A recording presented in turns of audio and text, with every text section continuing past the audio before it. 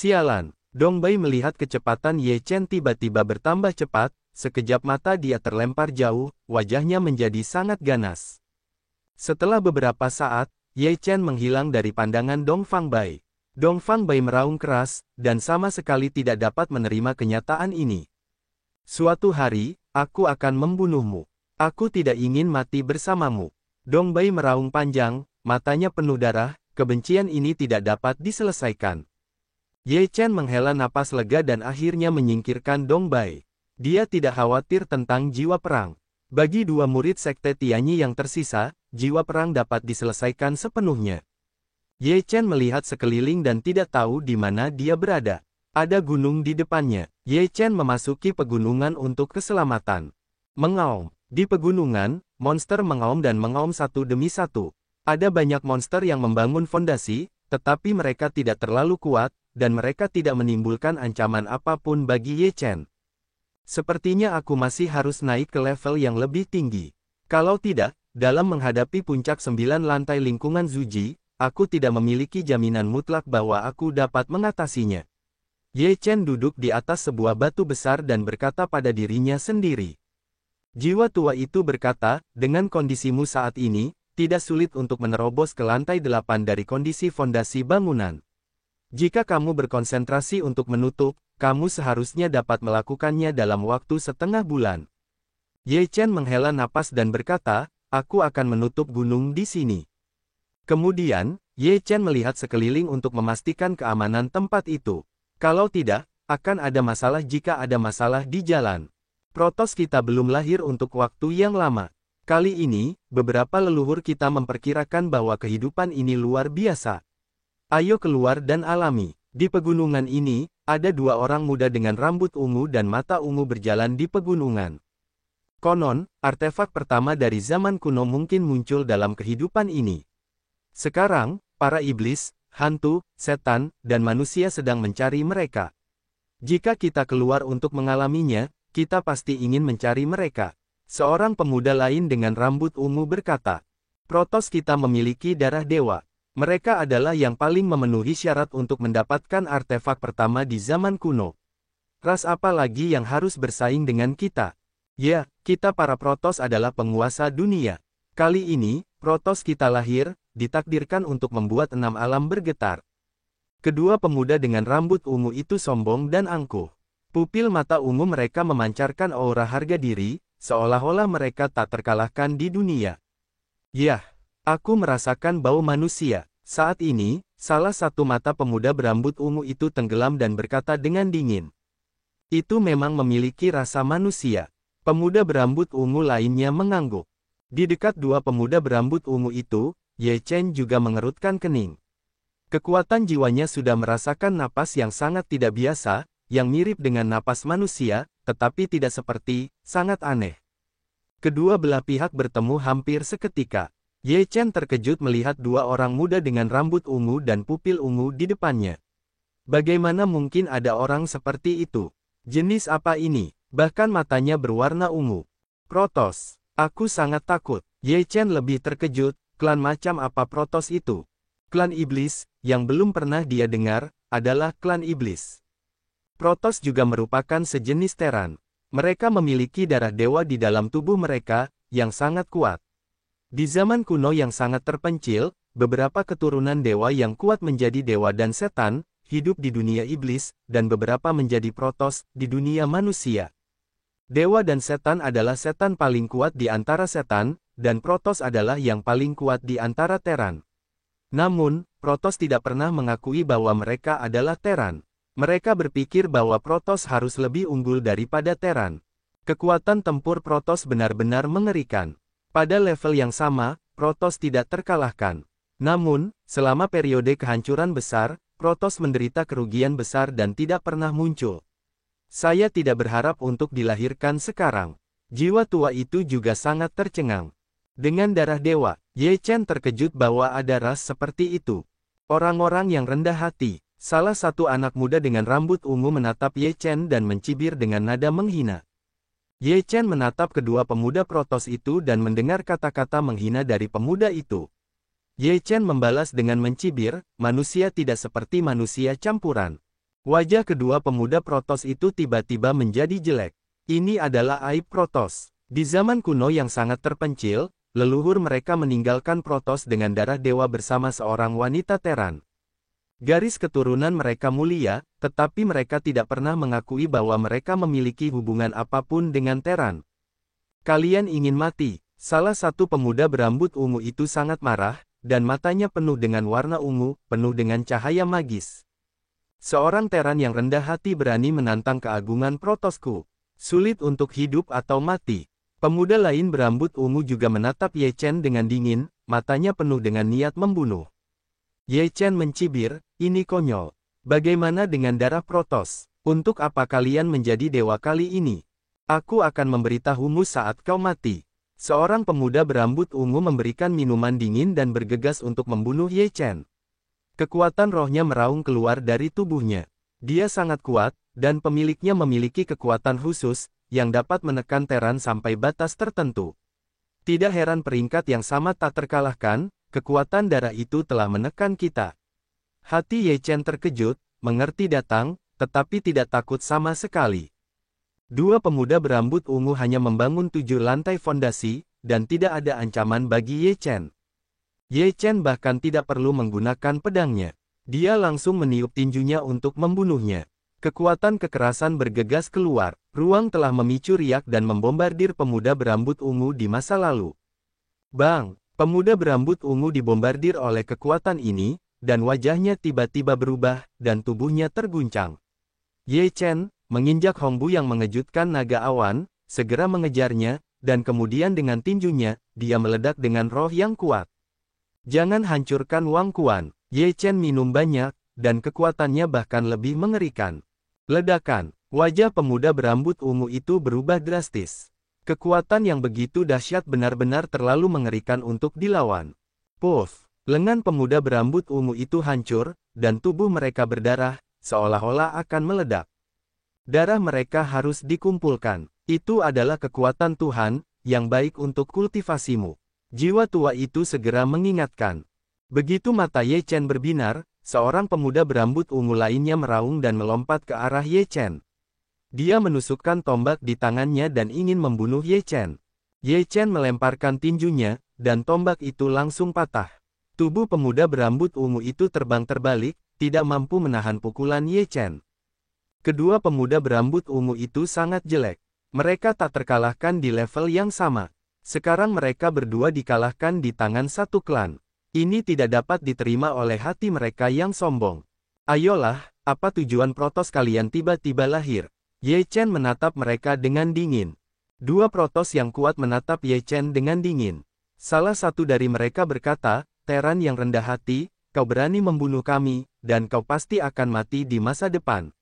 Jika kau membunuh Protoss, kau akan dicap dengan kutukan.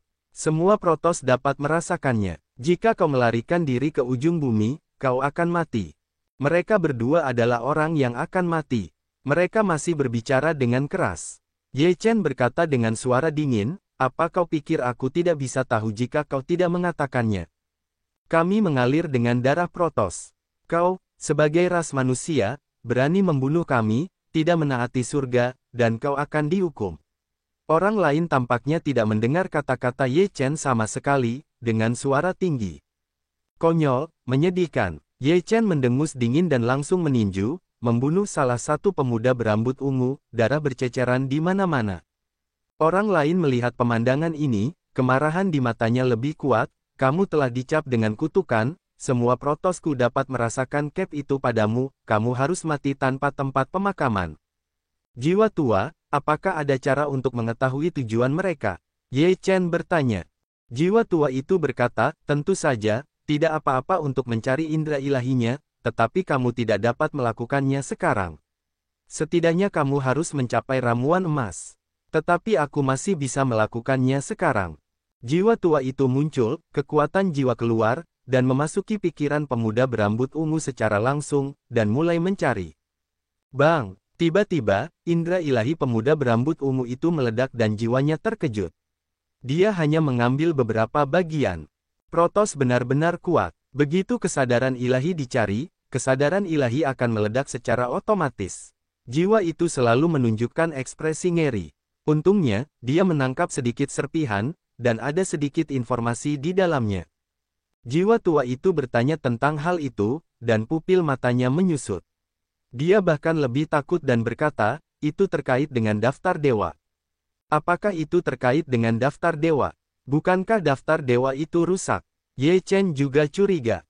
Dari informasi ini, leluhur Protoss memperkirakan bahwa pecahan daftar dewa mungkin muncul kembali di dunia manusia. Oleh karena itu, biarkan orang-orang Protoss keluar untuk mengalami dan mencari daftar dewa dalam sekejap. Petik 2. Sekarang para hantu, iblis, dan bahkan Terran tampaknya memiliki pertanda seperti itu dan sedang mencari daftar dewa. Tidak heran hantu dan iblis datang ke dunia manusia, tampaknya itu demi pecahan daftar dewa. Sekarang tampaknya semua misteri telah terpecahkan. Kemunculan hantu dan iblis bukanlah suatu kebetulan, tetapi tujuannya adalah untuk menemukan fragmen daftar dewa. Daftar dewa rusak, dan banyak sekali orang ingin mendapatkan pecahan daftar dewa. Jika pecahan-pecahan itu dikumpulkan lagi, daftar dewa dapat dipulihkan dan daftar dewa dapat dipulihkan lagi. Jiwa selalu bersemangat. Dunia dewa memberikan keinginan kepada negeri dongeng, dan negeri dongeng memberikan keinginan kepada dunia iblis, dunia manusia, dunia bawah, dan senzu. Siapapun yang mendapatkan pecahan daftar dewa dapat menjadi abadi. Oleh karena itu, sekarang keempat dunia terus mencari, setelah bertahun-tahun, masih belum ada petunjuk. Petik 2. Dari situasi ini, dunia iblis, dan dunia bawah semuanya memiliki pertanda. Mereka tahu bahwa daftar dewa mungkin muncul, jadi mereka bertarung seperti ini. Dengan cara ini, daftar dewa dapat lahir. Ini adalah kesempatan bagi semua. Petik 2. Maksudmu kita juga bisa mendapatkan daftar dewa? Ye Chen langsung mengerti arti dari jiwa tua itu. Ya, jika kamu menemukan cara untuk mendapatkan kepingan daftar dewa, peluang untuk menjadi abadi akan jauh lebih besar. Selain itu, daftar dewa adalah artefak pertama. Bahkan jika dipecah menjadi 6 bagian, itu pasti memiliki kekuatan luar biasa dari pemiliknya. Jiwa tua itu berkata dengan gembira. Ye Chen juga tergerak, dan sekarang daftar dewa mungkin lahir, yang merupakan kesempatan, jadi raihlah dan bisa terbang ke langit. Terlebih lagi, mencari daftar dewa adalah semacam pengalaman. Jika kamu mendapatkannya, kamu akan beruntung. Jika kamu tidak mendapatkannya, kamu tidak akan kalah. Ye Chen memutuskan dan berkata, baiklah, kalau begitu aku akan lebih memperhatikannya. Mungkin aku akan beruntung dan aku akan bertemu denganmu. Dilihat dari penampilan iblis dan hantu, target yang mereka pilih adalah medan perang kuno. Tampaknya mereka menduga bahwa daftar dewa ada di medan perang kuno. Analisis jiwa tua. Ini bukan hal yang tidak masuk akal. Selama periode kehancuran besar, ada medan perang di mana-mana, dan daftar dewa mungkin ada di medan perang kuno. Ye Chen juga mengangguk sedikit. Singkatnya, perhatikan lebih banyak medan perang kuno, tetapi kita tidak bisa menaruh semua harapan kita pada medan perang kuno. Lautan manusia sangat luas. Sekarang kita harus mencarinya di medan perang kuno.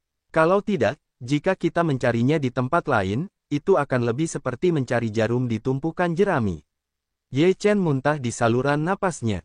Jiwa tua itu mengangguk dan berkata, memurnikan esensi dari 2 Protoss dapat mempercepat kenaikanmu. Ye Chen mengangguk dan mengumpulkan mayat kedua Protoss. Kemudian dia menemukan sebuah gua di pegunungan. Gua itu ditempati oleh binatang iblis. Karena Ye Chen melepaskan napasnya, dia mengusir monster itu dan menempatinya. Setelah menutup pintu keluar dengan batu besar, dia mulai berlatih. Ye Chen memurnikan esensi darah dari 2 Protoss. Esensi darah itu sangat berbeda dari Terran. Darahnya berwarna ungu. Ada kekuatan yang kuat di dalamnya, tetapi kekuatan semacam ini tampaknya tidak ada. Meskipun mereka memiliki kekuatan darah dewa, tanpa terbangun, kekuatan darah tetap tidak berpengaruh, seperti cakrawala, Anda dapat melihatnya, tetapi Anda tidak akan pernah dapat menyentuhnya. Cara lama jiwa. Ye Chen mengangguk sedikit dan mulai memurnikan kekuatan pembuluh darah ungu, bersiap untuk memengaruhi lapisan ke-8 dari kondisi pelatihan Qi. Setelah beberapa saat, Ye Chen memurnikan esensi darah ungu, dan merasakan bahwa napasnya telah meningkat pesat. Namun, dia juga merasakan bahwa ada kekuatan yang tak terlukiskan di tubuhnya. Ye Chen berusaha keras untuk menemukan kekuatan itu, tetapi hanya dapat merasakannya, tetapi tidak dapat menangkapnya. Apa yang terjadi? Ye Chen terkejut. Itu seharusnya kutukan Protoss. Siapapun yang membunuh Protoss akan dicap dengan kutukan, disebut orang berdosa. Kutukan ini tidak dapat dihilangkan, itu hanya dapat disembunyikan. Jiwa tua itu mendesah, selama kau melepaskan napasmu, kekuatan kutukan itu akan muncul pada saat yang sama. Jika kau bertemu dengan para Protoss akan langsung tahu bahwa kau telah membunuh para Protoss. Sungguh merepotkan. Ye Chen menggaruk kepalanya, tetapi dia tidak takut. Dia tidak percaya bahwa dia akan sering bertemu dengan para Protoss. Ketika kau bertemu dengan para Protoss yang kuat, cobalah untuk tidak melepaskan napasmu dan bersembunyi. Jika tidak, akan mudah untuk menemukan bahwa kau tidak dapat melarikan diri. Ye Chen mengangguk sedikit, dan kemudian melanjutkan latihannya. Dia hanya sedikit kurang dari menembus lantai 8 negara bagian Zuji. Sekarang dia sedang memurnikan cairan roh dan menjalankan kitab suci kuno roh. 7 hari berlalu dalam sekejap mata, dan Ye Chen di dalam gua itu penuh dengan napas, meluap keluar seperti cangkir yang penuh dengan air. Ledakan, napas yang agung keluar, dan jubah Ye Chen membuatnya gelisah. Napas itu naik dengan cepat dari lantai 7 ke lantai 8.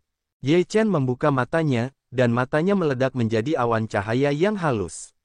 Matanya jernih. Dia memuntahkan napas, seluruhnya telah meningkat pesat, tetapi kekuatannya belum banyak meningkat. Itu masih kekuatan 18.000 gajah. Namun, mudah untuk membunuh dan membangun lantai ke-9 dari fondasi. Napas Ye Chen berangsur-angsur menghilang. Dia membuka batu-batu besar gua, berjalan keluar dari gua, meregangkan tubuh, dan berkata pada dirinya sendiri, sudah waktunya untuk pergi dan bergabung dengan semangat perang. Suecheng, sebuah kota di utara Beiyan, jauh lebih dingin daripada tempat lain. Sering turun salju. Kota itu tertutup salju hampir sepanjang tahun, jadi disebut Suecheng. Jumlah penduduk Suecheng tidak banyak, iklim di sini buruk, hanya sedikit orang yang mau datang ke sini. Meskipun daerah utara Beiyan tertutup salju sepanjang tahun, ada beberapa harta karun langka yang muncul, yang akan membangkitkan minat beberapa praktisi. Oleh karena itu, kali ini bukan depresi. Tanah di utara Suecheng disebut daerah salju oleh Beiyan. Suatu ketika seseorang mendapatkan ramuan berusia 1000 tahun di padang salju, yang menyebabkan kehebohan. Banyak praktisi datang ke daerah salju untuk mencari bahan-bahan alam dan harta karun bumi yang berharga. Namun, hanya sedikit orang yang benar-benar menemukannya. Lagi pula, tidak banyak bahan-bahan alam dan harta karun bumi yang berharga, yang langka untuk dilihat dan secara alami sulit diperoleh. Dikatakan bahwa seseorang melihat obat ajaib tingkat 7, Ganoderma lucidum, tetapi dijaga oleh rubah salju yang kuat, dan banyak orang meninggal. Beberapa orang melarikan diri untuk mengatakannya. Di sebuah restoran, ada meja orang-orang yang berbicara. Benar atau tidaknya hal ini masih harus dibuktikan. Akan tetapi, konon banyak biksu yang terganggu dan banyak orang yang berbondong-bondong untuk mendapatkan Ganoderma lucidum api milenium. Tidak heran akhir-akhir ini jumlah orang di Suecheng lebih banyak dari sebelumnya. Di sudut restoran, jiwa perang minum dan minum sendirian. Ia telah menunggu Ye Chen selama 8 hari. Ia percaya bahwa Ye Chen akan datang, jadi jika Ye Chen tidak datang, ia tidak akan pergi. Konon Ganoderma lucidum tidak pernah berubah menjadi api selama beberapa tahun. Terlalu sulit untuk menemukan Ganoderma lucidum api milenium. Berita telah sampai, ada sesuatu yang terjadi di kota kekaisaran. Jiwa pengkhianat telah kembali dan membunuh Perdana Menteri dan Marsekal Agung Yan Ziling. Sekarang dia dicari oleh seluruh negeri. Terjadi perbincangan di meja lainnya. Jiwa perang mendengar ucapan itu dan mengerutkan kening. Awalnya, dia mengira kota salju itu terpencil dan beritanya tidak tersedia. Tanpa diduga, kali ini, karena Ganoderma api milenium, berita itu sampai ke Suecheng. Apa hubungannya ini dengan kita? Gunung-gunung tinggi dan kaisar jauh. Bahkan jika jiwa perang datang, bisakah kita tetap membunuh? Bagaimana mungkin satu generasi Marsekal Agung dengan prestise besar mengkhianati negara mereka? Hal ini benar-benar aneh, tetapi sekarang setelah semuanya terjadi, tidak masalah bagi kita apakah itu pengkhianatan atau bukan. Kita akan pergi ke padang salju dan melihat apakah kita beruntung, kita bisa mendapatkan sesuatu. Jiwa perang mengenakan jubahnya dan meninggalkan restoran. Tidak lama setelah kaki depannya pergi, Ye Chen muncul di restoran. Melihat kursi kosong, dia duduk. Bisakah kita mendapatkan meja ini? Pada saat ini, seorang pria muda datang ke sisi Ye Chen, dengan tatapan bangga di matanya dan kata-katanya tidak sopan. Ye Chen menatap pemuda itu, lalu mengalihkan pandangannya dan berkata dengan lemah, "Di sini kamu. Di mana aku duduk? Kamu bisa berubah." Jalan pemuda, Ye Chen berkata sambil tersenyum, "Lalu mengapa kamu tidak mengubahnya? Sangat sopan bagiku untuk berbicara denganmu sekarang. Jika kau tidak mengerti, kau akan segera kulempar keluar." Pemuda itu mendengus dingin. "Coba saja kalau begitu." Ye Chen tidak peduli. Wajah pemuda itu muram, "Karena kau tidak tahu malu, pergilah." Pemuda itu mencengkeram Ye Chen dengan tangannya yang besar. Cahaya dingin di mata Ye Chen menyala dan dia menamparnya. Pemuda itu terkejut dan tidak bisa melarikan diri. Bang! Suara tamparan keras bergema di restoran itu. Semua orang di restoran itu menatap Ye Chen dan pemuda itu. Mulut pemuda itu berdarah dan wajahnya sangat muram. "Beranikah kau memukulku?" Anak-anak muda itu menggertakkan gigi mereka. "Jika kau tidak pergi, kau tidak akan dipukuli." Ye Chen tidak menatap pemuda itu, dan kata-katanya jelas. Pemuda itu sangat marah, "Aku akan membunuhmu." Pemuda itu bergegas ke Ye Chen, dan kekuatan spiritualnya yang kuat menyembur keluar. Dia membunuh Ye Chen dengan satu pukulan. Ye Chen meledak. Pemuda itu terbang keluar dan jatuh di luar restoran. Puff! Dada pemuda itu sesak dan mengeluarkan darah. Pada saat ini, beberapa pria dan wanita muda muncul di luar restoran. Mereka semua tercengang ketika melihat orang-orang muda itu. Salah satu wanita berpakaian warna-warni berkata, "Ada apa dengan Wang Tao? Dia ingin merebut mejaku dan bersikap kasar padaku, jadi aku memberinya pelajaran." Ye Chen berbicara dengan berani di restoran. "Beraninya kau, apakah kau tahu siapa kami?" Di samping wanita berwarna-warni itu, seorang pria muda berpakaian putih berkata dengan marah. Ye Chen menatapnya dan berkata dengan dingin, "Siapa kau? Aku tidak tertarik. Aku hanya tahu bahwa orang tidak menyerangku. Aku tidak ingin menjadi tahanan. Jika kau pikir identitasmu dapat membuatmu melakukan apapun yang kau inginkan, aku tidak punya cara. Namun, konsekuensinya adalah risikomu sendiri. Konyol, kami adalah pengikut Tianlongmen. Apakah kau takut kau tidak akan berhasil?" Wanita lain berpakaian merah itu sombong. Ye Chen berkata, "Bagaimana dengan Tianlongmen? Apakah menurutmu perpecahan bisa membuatku takut? Di dunia ini, kita masih melihat kekuatan. Jika kamu tidak menerimanya, kamu bisa bertarung. Mencari kematian." Wanita berbaju merah itu berteriak dan berubah menjadi bayangan merah dan bergegas ke Ye Chen. Dengan pedang, dia menebasnya. Sebuah pedang meraung. Pedang itu kuat. Setidaknya pedang itu memiliki kekuatan untuk membangun fondasi. Ye Chen mendengus dingin, masih hanya sebuah pukulan, tinju yang mendominasi itu saling beradu, cahaya pedang itu pecah, kekuatan yang kuat itu mengejutkan tubuh wanita berbaju merah itu untuk mundur. Mata merah Hong Chen menangkap leher wanita itu, dan tangan merah wanita itu terkejut. "Lepaskan Hong Xiu." Pemuda berbaju putih itu menggelegar. "Ada yang ingin kau katakan?" "Aku Feng Tianjiao, murid Tianlongmen. Dua adik laki-laki dan perempuanku yang lebih muda bersikap kasar padamu. Kau telah memberi mereka pelajaran. Tolong berbelas kasihlah." Feng Tianjiao membuka mulutnya, dan tidak ada cacat di pipinya yang cantik. Saat ini, meskipun ekspresi Feng Tianjiao polos, dia masih sangat menawan, yang membuat jiwa banyak orang hampir hilang. Ye Chen melonggarkan ekspresi merahnya, berkata dengan ringan, "Sepertinya Tianlongmen tidak masuk akal." Ketika Feng Tianjiao mendengar ini, wajahnya tidak banyak berubah, tetapi wanita berbaju merah itu seperti tikus tanah, meraung, "Kakak senior, dia menghina Sekte Naga Langit.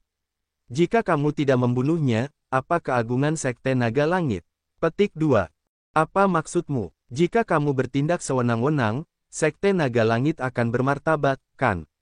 Kata-kata Feng Tianjiao sedikit dingin, yang membuat wajah wanita berbaju merah itu berubah. Dia tahu bahwa Feng Tianjiao marah dan tidak berani mengatakan lebih banyak. Gerbang Sekte Naga Langit adalah sekte besar di Beiyan. Sebagai murid Sekte Naga Langit, kita tidak boleh bersikap tirani saat keluar. Kekuatan Sekte Naga Langit yang sebenarnya bukanlah penindasan.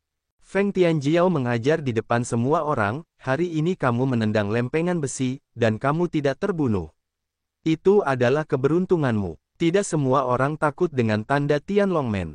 Jika orang lain ingin membunuhmu, apa yang dapat kamu lakukan? Sekte membalaskan dendammu. Kamu semua mati, dan Patriark membalaskan dendammu, jadi apa? Kamu sudah mati. Kata-kata Feng Tianjiao membuat banyak orang di tempat kejadian merasa sangat masuk akal, bahkan jika ada klan sebagai pendukung.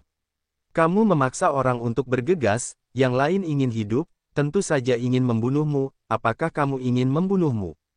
Wanita berbaju merah dan pemuda itu menundukkan kepala dan diberitahu untuk tidak berbicara, tetapi pikiran mereka masih belum berubah.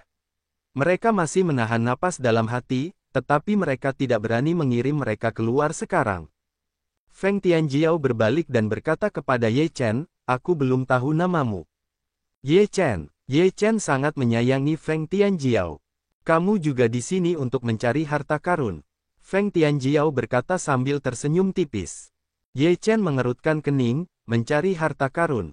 Feng Tianjiao tahu bahwa Ye Chen tidak mengetahuinya, jadi dia tertawa dan berkata, ada obat ajaib tingkat 7, Ganoderma lucidum api berusia 1000 tahun.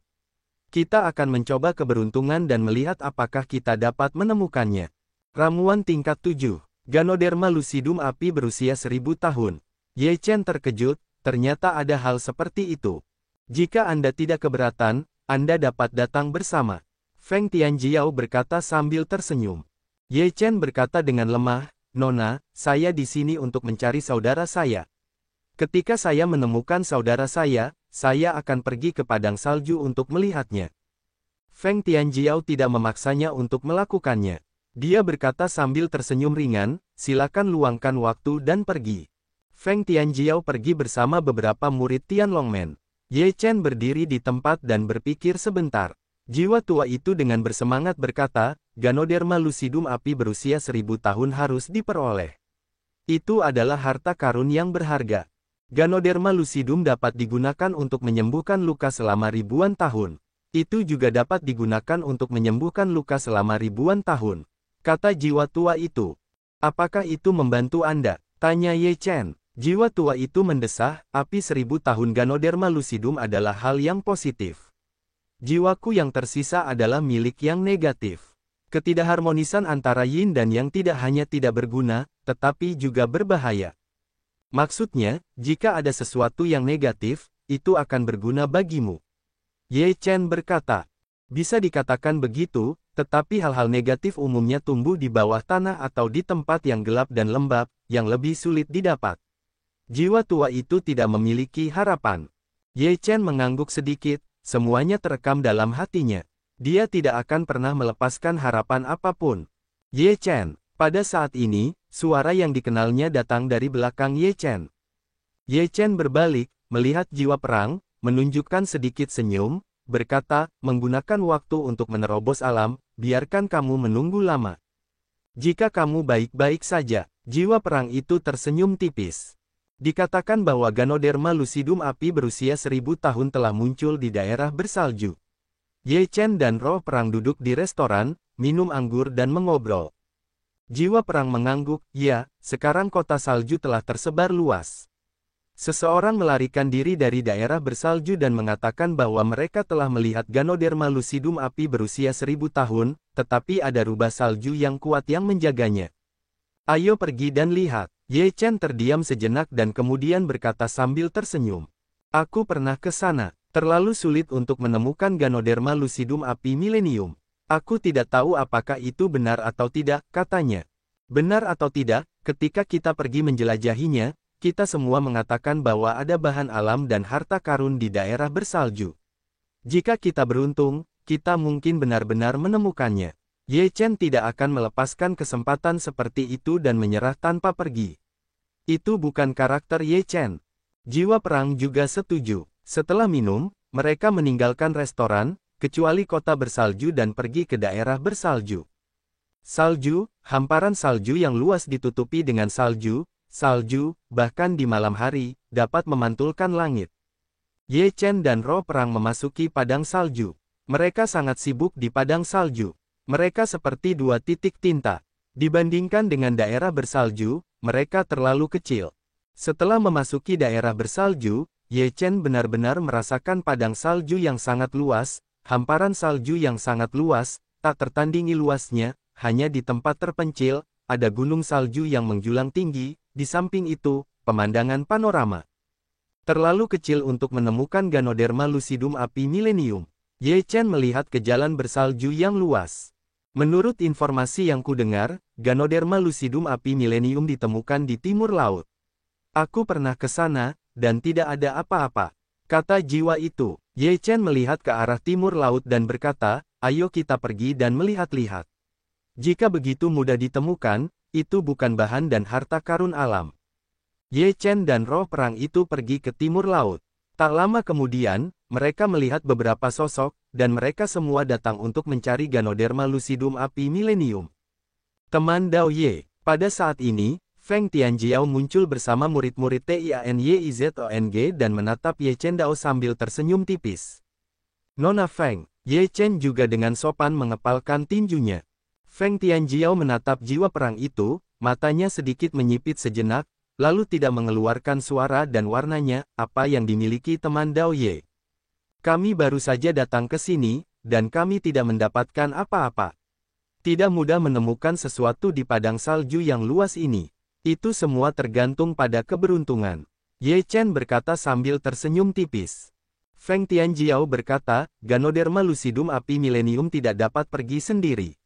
Karena telah ditemukan, selama belum diperoleh, itu pasti masih berada di tempat asalnya. Salju turun sepanjang waktu, dan jejak aslinya tertutup. Sulit untuk menilai di mana kita menemukannya sebelumnya. Ye Chen melihat sekeliling dan mendesah. Mengapa kita tidak mengundang Feng Tianjiao lagi? Ye Chen berkata sambil tersenyum, jika kita menemukan Ganoderma lucidum api milenium, lalu bagaimana membaginya? Pada saat itu, sulit untuk tidak membuat orang senang, jadi maafkan aku, Nona Feng, kita akan pergi dulu.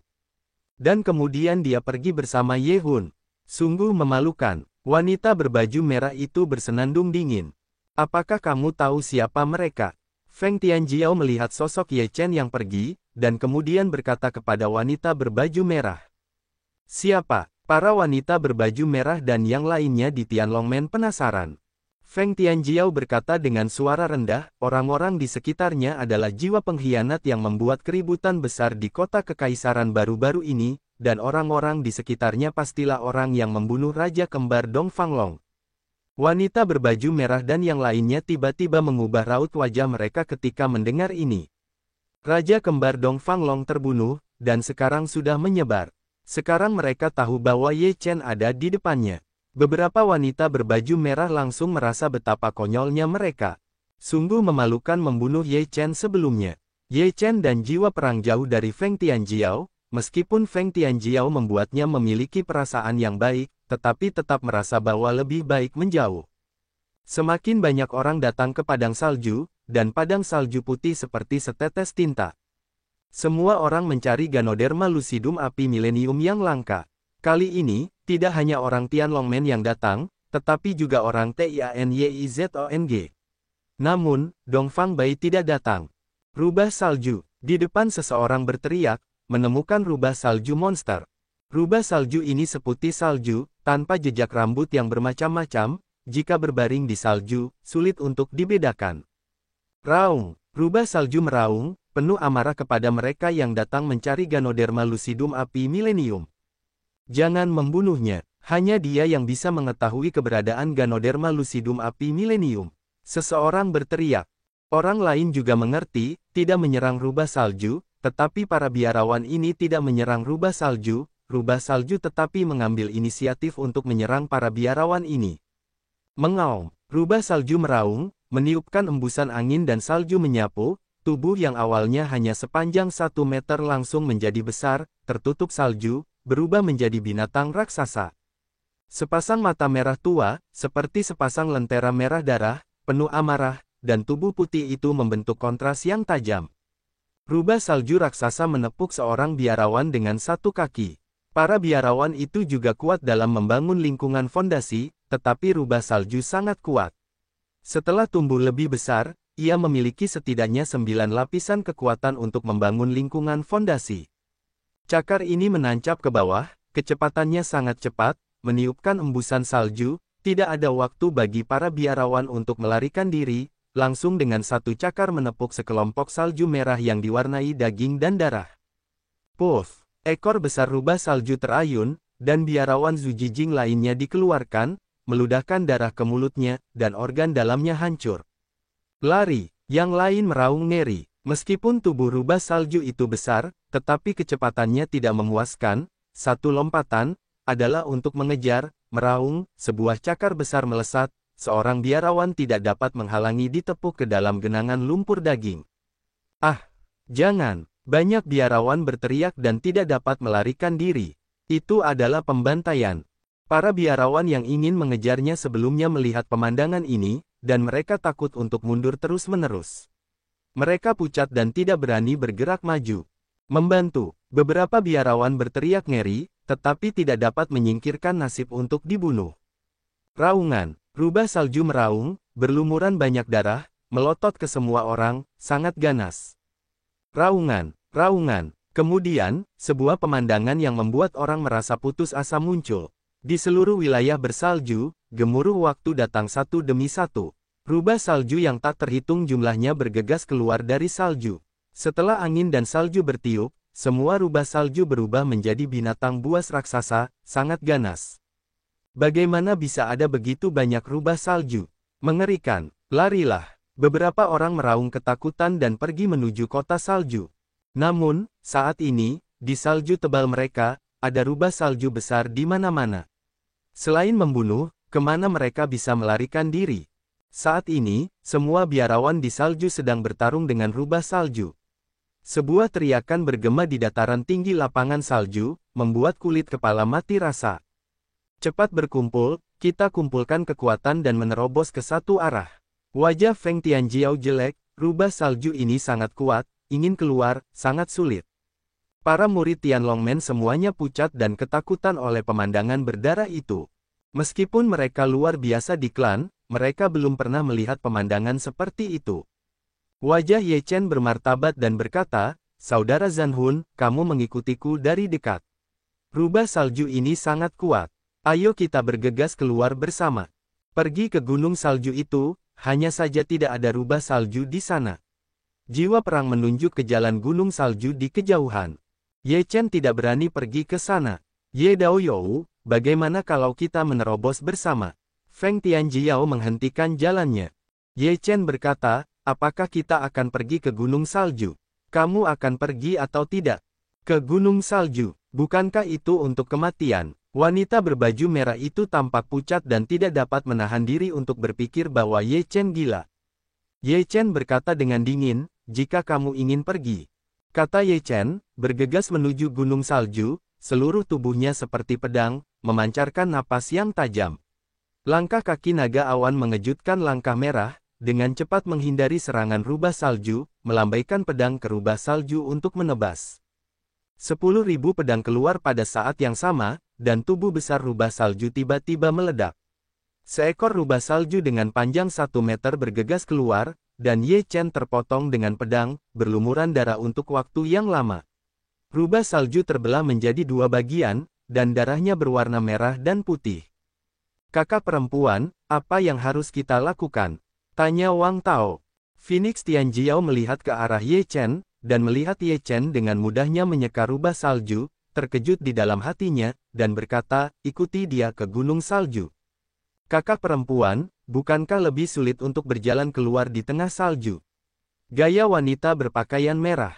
Setidaknya, lebih baik daripada di sini, tidak ada rubah salju di sana, dan saat ini hanya di sana yang aman.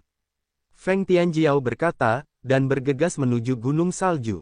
Orang lain di Tianlongmen hanya bisa mengikuti Phoenix Tianjiao, tidak ada cara lain. Ye Chen terus-menerus mengayunkan pedang, cahaya pedang yang tak terhitung jumlahnya membunuh, tak terhentikan, kepala rubah salju itu tersapu bersih, semuanya berlumuran darah dan naik. Para pengikut Tianlongmen melihat pemandangan ini, tetapi mereka takut. Itu mengerikan. Rubah salju ini begitu kuat sehingga mereka akan membunuh mereka ketika mereka memukulnya. Raungan. Rubah salju mengaum, Ye Chen telah menarik perhatian beberapa rubah salju, akankah Ye Chen mengepung, menyerang Ye Chen bersama-sama? Dunia pedang. Ye Chen mengaum, dan 10.000 pedang menjadi ganas. Cahaya pedang terbunuh dalam roh pedang. Tubuh rubah salju meledak, Ye Chen mengayunkan pedangnya dan menebasnya. Dia bersorak, 9 cara untuk memotong para dewa. Roh yang tebal itu meraung, 9 pedang melesat keluar, seperti langit dan bumi terbelah 9 retakan, salju beterbangan, beberapa tubuh rubah salju runtuh, darah berceceran. Sungguh mengerikan. Wang Tao melihat pemandangan ini, wajahnya panas dan malu. Hati Phoenix Tianjiao semakin terkejut, meskipun dia juga membangun fondasi 9 lantai, tetapi untuk membunuh beberapa rubah salju pada saat yang sama, dia tidak dapat melakukannya dengan santai. Ye Chen bergegas keluar dari pengepungan rubah salju, tetapi masih ada banyak rubah salju yang mengejar Ye Chen. Ye Chen membunuh begitu banyak rubah salju, bagaimana rubah salju ini bisa dengan mudah melepaskan Ye Chen? Raung! Rubah salju meraung dengan marah, dan di belakang mereka, ada juga serangan gila Phoenix Tianjiao ini. Puff! Kekuatan Feng Tianjiao juga sangat menakutkan. Jika tidak membunuh rubah salju, itu dapat membuatnya kehilangan kekuatan tempurnya sepenuhnya. Ia bergegas keluar dan berlari menuju gunung salju.